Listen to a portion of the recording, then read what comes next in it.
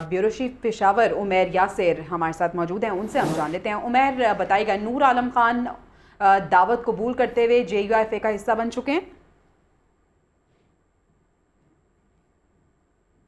जो JUI के वफ्द से उनकी मुलाकात हुई है और उनको बाज़ाब्ता तौर पे JUI में शमूलियत की दावत कबूल कर ली है और आज शाम वो बाकायदा जो एक प्रेस कॉन्फ्रेंस में शमूलियत का ऐलान करेंगे जमीयत उलमा इस्लाम में।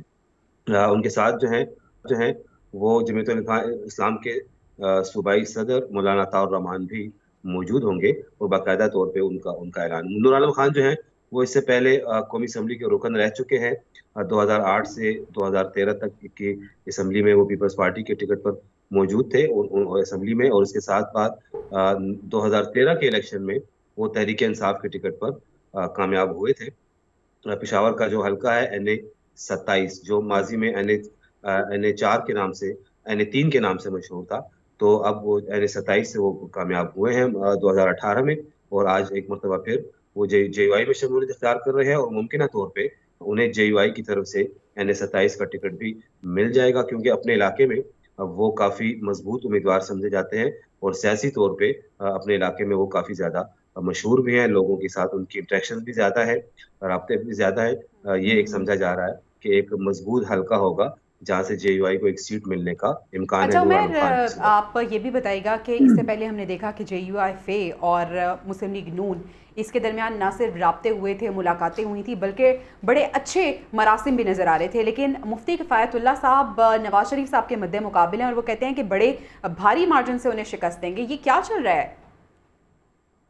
जी, ये तो अभी दावे हैं।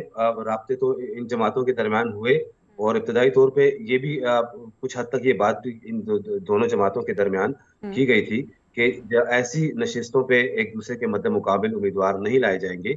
लेकिन ये बात इब्तदाई मराहिल में ही थी। लेकिन अब चूंकि NA 15 मानसेरा से मियां नवाज शरीफ साहब ने कागजात जमा करवाए हैं, तो अब उनके मुकाबले में मुफ्ती किफायत जो है वो उम्मीदवार सामने आए हैं। लेकिन अगर इस हल्के का माजी अगर देखा जाए NA 15 का, तो काफी ज्यादा मर्तबा इससे इस हल्के से मुस्लिम लीग नून के उम्मीदवार ही कामयाबी हासिल करते रहे हैं। उनके मुकाबले में जो पीपल्स पार्टी के उम्मीदवार भी थे, उनके मुकाबले में जमीयत उलमा इस्लाम के उम्मीदवार भी थे, तहरीक इंसाफ। लेकिन माजी में कई मर्तबा जो नून लीग है वो इस हल्के से कामयाब होती रही है।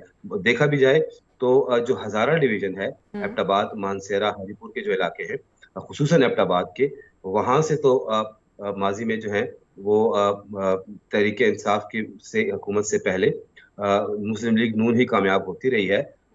लेकिन जब तहरीक इंसाफ वहां पे एक नई कुव्वत बनकर उभरी, तो उसके बाद कुछ नशिस्तों पे उन्हें शिकस्त का सामना करना पड़ा। लेकिन आमतौर पे खैबर पख्तूनख्वा में हजारा डिवीजन को मुस्लिम लीग नून का गढ़ ही समझा जाता है।